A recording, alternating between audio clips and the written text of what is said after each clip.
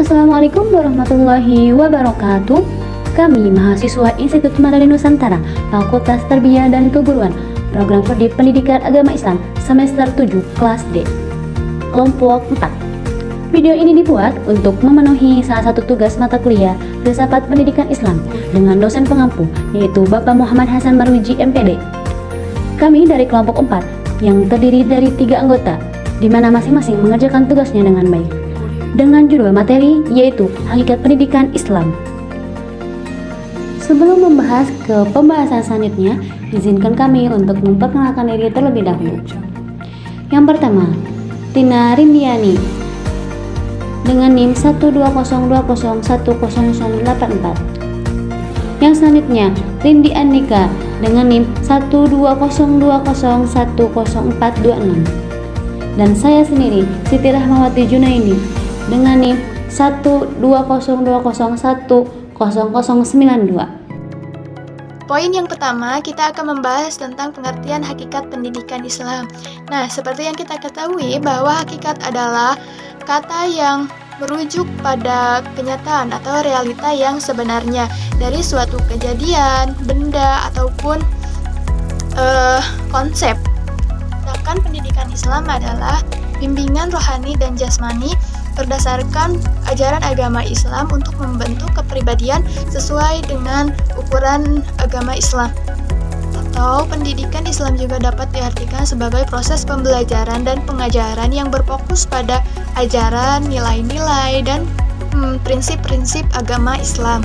Mencakup aspek pemahaman ajaran Islam, moral dan etika, kemudian pengembangan spiritual, kepemimpinan, penguasaan ilmu pengetahuan, serta nilai-nilai toleransi kerukunan.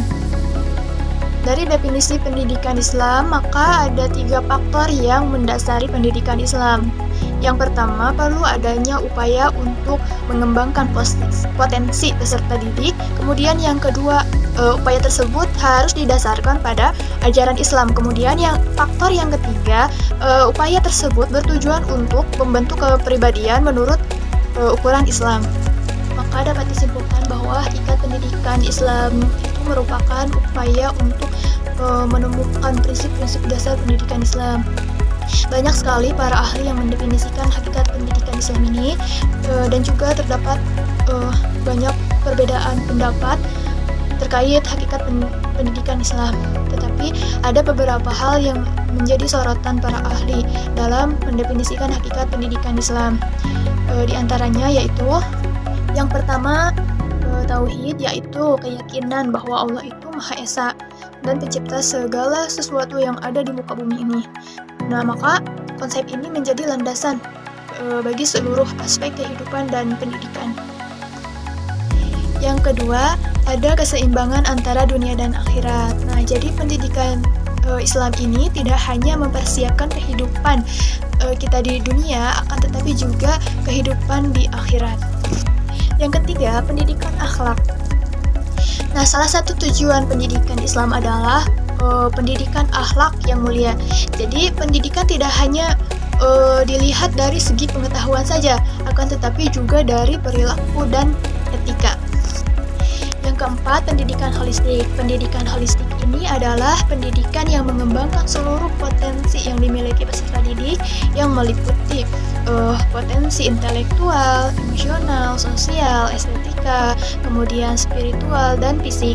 Nah, hal inilah yang mencerminkan pandangan Islam bahwa manusia itu adalah makhluk yang kompleks, yang memiliki banyak dimensi. Yang kelima, hubungan dengan Al-Quran dan Hadis. Al-Quran dan hadis ini adalah sumber utama pendidikan Islam. Keduanya memberikan pedoman dan prinsip bagi kehidupan dan pendidikan. Dan yang terakhir, pendidikan seumur hidup. Nah, dalam Islam, belajar dipandang sebagai aktivitas seumur hidup yang tidak dibatasi oleh jangka waktu yang telah ditentukan. Karena belajar ini hukumnya adalah wajib ya, sesuai dengan sabda Rasulullah SAW, menuntut ilmu hukumnya wajib bagi laki-laki dan perempuan. Nah, jadi selama kita masih bernapas sebagai umat Islam, kita diwajibkan untuk belajar, dan terus belajar. Poin yang kedua adalah makna hakikat pendidikan Islam. Nah, ada beberapa makna terkait hakikat tentang pendidikan Islam. Di antaranya yaitu yang pertama ada pendidikan sebagai ibadah. Nah, jadi pendidikan itu tidak hanya dipandang sebagai untuk memperoleh ilmu pengetahuan saja, akan tetapi juga sebagai bentuk ibadah. Setiap kali kita menuntut ilmu, nah itu juga dianggap sebagai langkah kita untuk mendekatkan diri kepada Allah Subhanahu wa Ta'ala. Kemudian yang kedua ada pendidikan komprehensif. Jadi pendidikan Islam itu tidak hanya mengacu pada ilmu agama saja, tetapi juga mencakup aspek moral, terus sosial, ekonomi, dan lain sebagainya. Yang ketiga berdasarkan wahyu dan akal. Pendidikan Islam itu bersumber dari Al-Quran dan hadis serta didasarkan pada akal.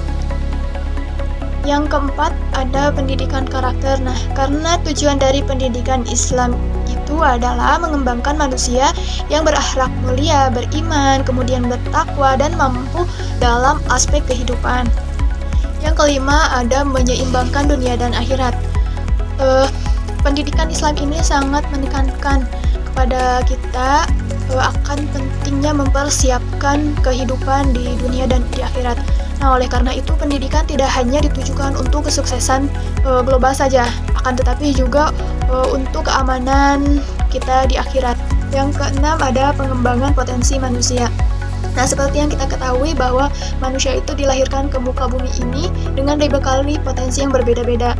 Nah, maka peran pendidikan Islam di sini adalah bertujuan untuk mengembangkan potensi yang dimiliki peserta didik tersebut dan tentunya sesuai dengan orientasi keagamaan. Dan yang terakhir, mendorong kreativitas dan inovasi. Poin selanjutnya yaitu dalil-dalil hakikat pendidikan Islam. Hakikat pendidikan Islam sejatinya tidak terlepas dari dua sumber ajaran Islam, yakni Al-Quran dan hadis. Di dalam Al-Quran terdapat hakikat pendidikan Islam mengenai satu ilmu dan pembelajaran, sebagaimana firman Allah dalam Quran Surat Thaha ayat 14, ayat 114 yang berbunyi, "Wa qur rabbi zidni ilma." Dan katakanlah, ya Tuhanku, tambahkanlah ilmu kepadaku.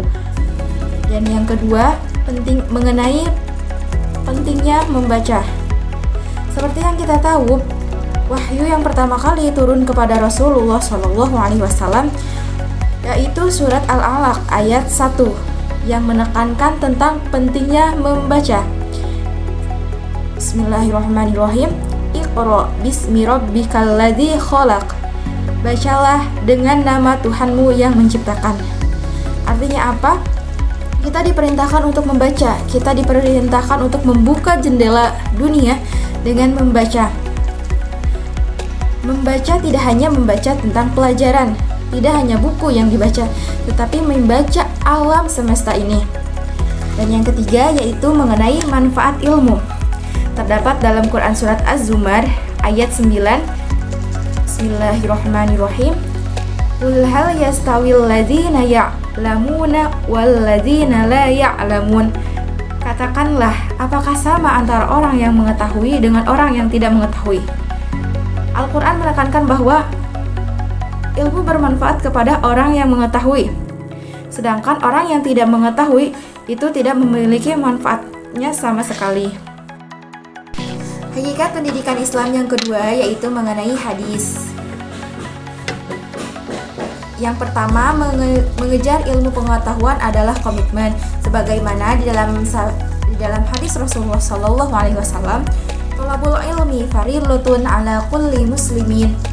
Oleh Anas bin Malik radhiyallahu anhu, sabda Rasulullah SAW, mencari ilmu itu adalah kewajiban bagi setiap muslim. Hadis riwayat Ibnu Majah. Yang kedua yaitu ilmu bermanfaat, sebagaimana di dalam hadis Rasulullah SAW, "Wa man salaka tariqan yaltamisu fihi ilma, sahalallahu lahu tariqan ilal jannah." Yang artinya, barang siapa berangkat mencari ilmu, niscaya Allah akan memudahkan jalannya menuju surga.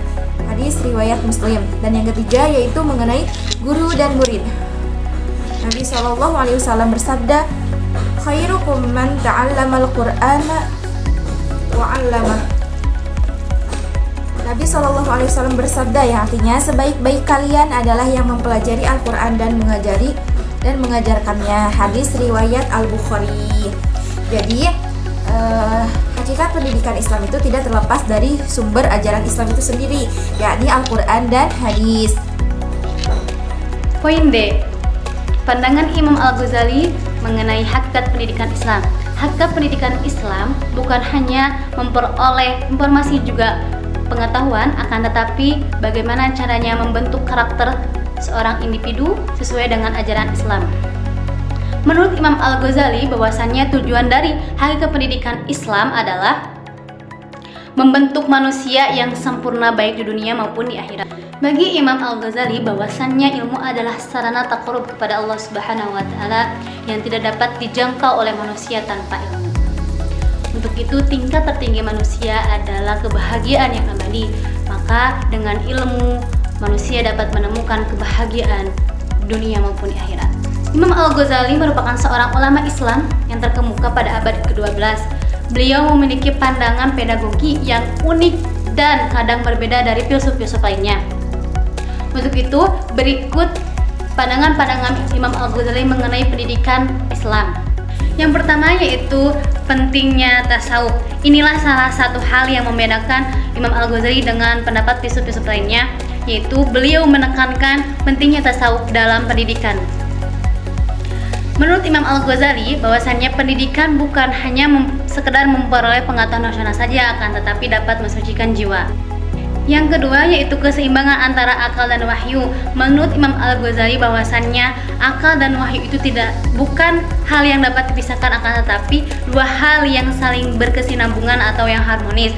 Untuk itu, keseimbangan antara rasionalitas akal dan inspirasi wahyu dalam perspektif Al-Ghazali merupakan landasan penting dalam pemahaman agama dan juga realitas. Yang ketiga, kritik filsafat Yunani.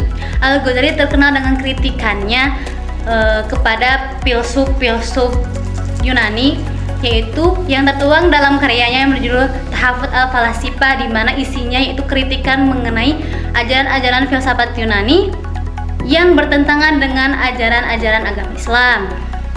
Yang keempat yaitu mengenai pendidikan akhlak. Bagi Al-Ghazali, tujuan utama dari pendidikan Islam itu adalah membentuk karakter, membentuk akhlakul karimah atau membentuk akhlak yang baik, di mana ilmu tidaklah penting tanpa pendidikan karakter. Yang kelima yaitu pentingnya pengalaman pribadi. Al-Ghazali menekankan pentingnya pengalaman pribadi untuk membentuk spiritual. Dimaksudkan di sini yaitu bahwasannya pengetahuan sejati tentang Tuhan tidak hanya didapatkan melalui studi teoritis, akan tetapi melalui pengalaman pribadi. Yang keenam atau yang terakhir mengenai pandangan Imam Al-Ghazali tentang pendidikan Islam yaitu kurikulum holistik. Bagaimana beliau menekankan kurikulum holistik ini, yaitu yang mencakup mengenai kajian ilmu agama, ilmu-ilmu dunia, ilmu akhlak dan juga perilaku. Yang selanjutnya yaitu poin E mengenai kritik penulis terhadap pandangan-pandangan Imam Al-Ghazali terkait pendidikan Islam. Yang pertama yaitu pada aspek holistik dan terintegrasi. Pendekatan ini menekankan pada hubungan atau penggabungan antara pengetahuan moral, pengetahuan intelektual dan juga spiritual. Namun pendekatan ini dapat dilihat sebagai idealistik dan juga mungkin sulit terrealisasikan pada zaman ultramodern ini, karena seringkali memisahkan aspek-aspek pendidikan. Yang kedua, penekanan pada moral. Imam Al-Ghazali menekankan pendidikan sebagai sarana untuk mensucikan jiwa dan untuk mendekatkan diri kepada Allah Subhanahu wa taala.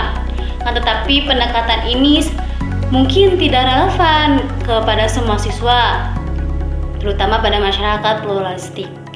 Yang ketiga yaitu metode tradisional. Pada dasarnya Imam Al-Ghazali menekankan seringkali pendidikan menggunakan metode tradisional, yaitu pada penalaran dan juga internalisasi. Pada konteks ini, pendekatan ini kurang inovatif karena kurang mempromosikan atau menggunakan pemikiran yang kritis atau pemahaman. Dan yang keempat yaitu kurangnya ilmu atau fokus pada ilmu-ilmu dunia. Imam Al-Ghazali mengakui bahwasannya pentingnya ilmu pengetahuan, tetapi beliau lebih menekankan pada ilmu mendekatkan diri kepada Tuhan atau Allah Subhanahu wa Ta'ala. Nah, untuk itu kami mengkritik mungkin dianggap mengesampingkan pentingnya ilmu dunia, padahal pada zaman modern seperti ini ilmu dunia pun sangat penting untuk perkembangan masyarakat, untuk juga kehidupan di dunia ini.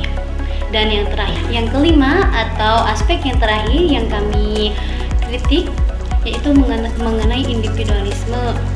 Al-Ghazali menekankan peran individu pada pendidikan itu untuk introspeksi ataupun refleksi diri. Akan tetapi pada zaman modern ini, pada periode modern ini, kita sangat butuh orang lain, sangat dibutuhkan kolaborasi yaitu ataupun kerja tim dalam menjalankan pendidikan itu. Namun perlu diketahui meskipun banyak kritikan mengenai pandangan Imam Al-Ghazali, tetapi masih banyak yang relevan dan juga dihargai, terutama dalam konteks pendidikan Islam. Karena konsepnya mengenai moral, intelektual, dan juga spiritual itu adalah salah satu tujuan yang relevan di berbagai konteks pendidikan. Kesimpulan dari materi hakikat pendidikan Islam ialah hakikat pendidikan Islam mengacu pada hakikat atau prinsip dasar yang melandasi sistem pendidikan dalam ajaran Islam, yang dimana hakikat pendidikan Islam ini meliputi 1. Tauhid atau keesaan Allah, 2. Keseimbangan antara dunia dan akhirat, 3. Pendidikan akhlak, 4. Pendidikan holistik, 5. Hubungan dengan Al-Quran dan hadis, dan yang ke-6 pendidikan seumur hidup. Namun setelah didefinisi, maka terdapat makna-makna hakikat pendidikan Islam, yaitu yang pertama, pendidikan sebagai ibadah, yang kedua, pendidikan komprehensif, yang ketiga, berdasarkan wahyu dan akal, yang keempat, pendidikan karakter, yang kelima, menyeimbangkan dunia dan akhirat, yang keenam, mengembangkan potensi manusia, dan yang ketujuh, mendorong kreativitas dan inovasi. Dalil-dalil hakikat pendidikan Islam ditemukan di dalam Al-Quran dan hadis. Yang selanjutnya mengenai pandangan Imam Al-Ghazali mengenai hakikat pendidikan Islam, yaitu yang pertama, pentingnya tasawuf, kedua, keseimbangan antara akal dan wahyu, yang ketiga, kritik filsafat Yunani, dan yang keempat, pendidikan akhlak, yang kelima, pentingnya pengalaman pribadi, dan yang keenam, kurikulum holistik. Nah, dalam kata lain, penulis mengkritik terhadap pandangan Imam Al-Ghazali terkait hakikat pendidikan Islam. Ada beberapa kritik yang penulis sampaikan, yaitu holistik dan terintegrasi, penekanan pada moral, metode tradisional, kurangnya fokus pada ilmu dunia, dan individualisme. Walaupun terdapat banyak kritik, namun banyak pula prinsip pendidikan Al-Ghazali yang masih relevan dan dihargai, terutama dalam konteks pendidikan Islam.